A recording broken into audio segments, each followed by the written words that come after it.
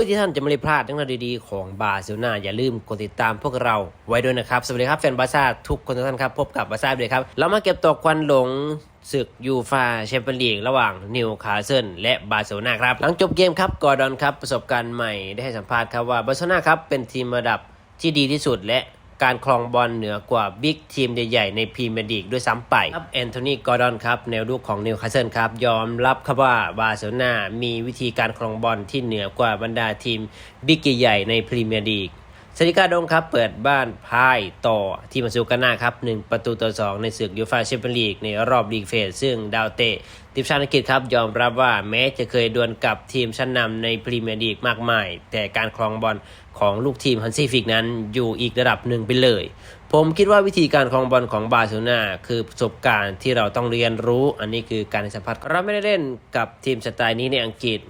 ไม่ถึงระดับนี้ผมคิดว่าพวกเขาคือทีมที่ดีที่สุดที่ผมเคยเจอในเกมรูปแบบนี้การเล่นในแดนกลางของพวกเขานั้นยอดเยี่ยมเหลือเกินเราเคยเล่นกับทีมดังๆทีมท็อปๆในลีกอังกฤษไม่ว่าจะเป็นแมนซิตี้ลิเวอร์พูลเชลซีอาร์เซนอลแต่วิธีพวกเขาจ่ายบอลในแดนกลางนั้นการเคลื่อนที่และการประสานงานของพวกเขาทำให้พวกเรานั้นไล่เพสได้ยากมากมันไม่ง่ายเลยในการที่พวกเขานั้นมาเยือนและทำได้แบบนั้นมันสร้างสุดยอดเหลือเกินวิ่งไล่จนเหนื่อยครับแค่ไล่ก็เหนื่อยแล้วเพื่อไล่เพสเอาบอลกลับมาจากบาร์เซโลนานี่ก็คือการสัมภาษณ์ของแอนโทนีกอร์ดอนครับหนึ่งในนักเตะของนิวคาสเซิลข่าวต่อไปครับโอ้โหสำหรับ1คนครับที่ต้องยกย่องเลยในคืนที่ซาดิกาดงเจอกับบาร์เซโลนาครับโอ้โหนั่นก็คือผู้เล่นของบาร์เซโลนาครับมาคาร์แรดฟอร์ดครับที่เล่นดีเหลือเกินเล่นได้ดีและยิงประตูได้เบิ้ลถึง2ประตูเลยครับโอ้และได้รับคำชมจากฮันซี่ฟลิกเป็นอย่างมากแล้วตอนนี้ชมแบบไม่ขาดปากเลยครับเราไปฟังการให้สัมภาษณ์ของฮันซี่ฟลิกครับที่ให้สัมภาษณ์ถึงมาคาร์แรดฟอร์ดครับเราเชื่อว่าคุณภาพของเขาในการฝึกฝนเสมอและเขาก็ทำมันได้ในวันนี้ผมรู้สึกดีใจกับเขาที่เขาต้องการมันมากขึ้นเรื่อยๆ2ประตูนี้จะช่วยให้มาคาร์แรดฟอร์ดก้าวไปเป็นอีกหนึ่งระดับที่มีความสำคัญมากและมีความมั่นใจและมีความน่าเชื่อถือในจุดแข็งของเราได้3แต้มมาตั้งแต่นัดแรกในสหพันธ์ยุโรปบริษัทลีสเลกเป็นเรื่องที่สำคัญอย่างมากการให้สัมภาษณ์ของฮันซี่ฟลิกครับและยังไม่หมดกันครับสำหรับมาคาร์แรดฟอร์ดครับกองหน้าบาร์เซโลนานั้นก็ยังกลายเป็นนักเตะคนแรกของสโมสรครับที่ยิงได้ถึง2ประตู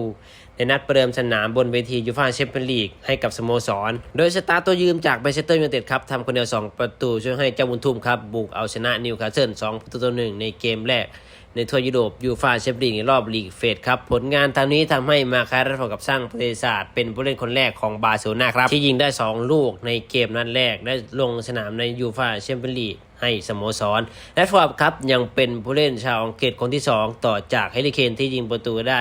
ในการลงเล่นเกมแรกในยูฟ่าแชมเปี้ยนลีกที่พบกับทีมสโมสรจากอังกฤษในการเล่นให้กับทีมนอกเมืองผู้ดีอีกด้วยโอ้โหมาคาร์แรดฟอร์ดครับซึ่งหลายจริงๆครับมาคาร์แรดฟอร์ดครับดร.แรดเปิดปุ่มล่างทองซะแล้วทุกวันนี้เราไปติดตามข่าวนี้กันหน่อยครับฟอยเซนซินี่ครับนายทวารชาวแกรนของบาร์เซโลนาครับเปิดใจว่าเขาน้อมรับบทบาทสำรองและคอยให้การช่วยเหลือโจนกาเซียนับตั้งแต่เซ็นสัญญาฉบับใหม่กับทีมมาซูกาน่าในช่วงซัมเมอร์ผมเป็นตัวสำรองและถ้าไม่มีอะไรเซอร์ไพรส์ผมก็จะยังเป็นแบบนั้นต่อไปบทบาทของผมอยู่ในฤดูกาลนี้ก็คือการเตรียมความพร้อมให้โจนกาเซียให้ดีที่สุดเท่าที่จะเป็นไปได้สำหรับการแข่งขันสำหรับผมแล้วผมคิดว่าเขาเป็นผู้รักษาประตูที่มีศักยภาพอันน่าทึ่งมากๆซึ่งเป็นหนึ่งในผู้รักษาประตูที่ดีที่สุดของยุโรปอยู่แล้ว